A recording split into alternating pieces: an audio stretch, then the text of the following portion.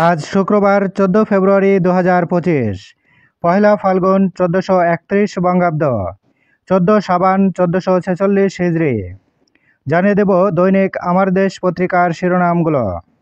সীমান্তে উত্তেজনা বাড়াচ্ছে ভারত, নোম্যান্সল্যান্ডের কাছে কাঁটাতারের বেড়া নির্মাণের চেষ্টা।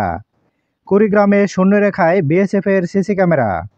16 বছরে বিএসএফের গুলিতে নিহত 617 বাংলাদেশি। মতানৈক্যে বিলম্বিত ছাত্রদের রাজনৈতিক দল ঘোষণা, আহ্বায়ক পদে চূড়ান্ত নাহিদ ইসলাম। সদস্য সচিব সহ প্রথম সারির পদ নিয়ে মতভেদ। চলতি মাসের শেষ সপ্তাহে ঘোষণার সম্ভাবনা। রমজানে নিত্যপণ্যের সংকট তৈরির চেষ্টা ব্যবসায়ীদের।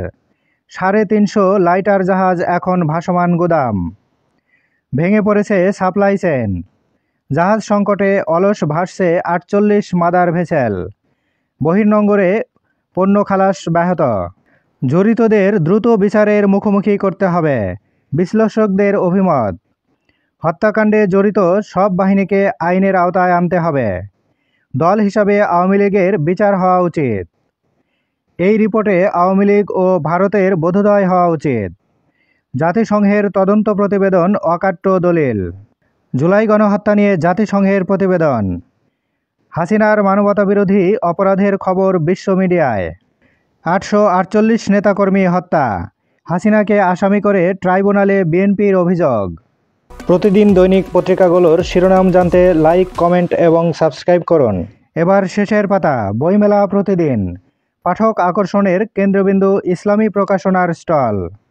অপেক্ষার প্রহর শেষ হচ্ছে না 157 প্রার্থীর। 34তম বিসিএস। হাইকোর্টের নির্দেশনা থাকলেও বাস্তবায়ন হয়নি। আদালতের নির্দেশনার জবাব তৈরি করছে পিএসসি। সংসদের আগে স্থানীয় নির্বাচন চায় না বিএনপি, মির্জা ফখরুল। স্থানীয় সরকার নির্বাচন আগে চায় জামাত, মিয়া গোলাম পরোয়ার। অপারেশন ডেভিল হান্ট, পঞ্চম দিনে গ্রেপ্তার 566। যত দ্রুত সম্ভব নির্বাচন হতে পারে ডিসেম্বরেও, ওয়ার্ল্ড গভর্নমেন্ট সাবমিটে ডক্টর ইউনূস। সংবাদ সম্মেলনে আলী রিয়াজ। সংস্কার কমিশনের সুপারিশ বাস্তবায়নে দরকার রাজনৈতিক দলের ঐক্য।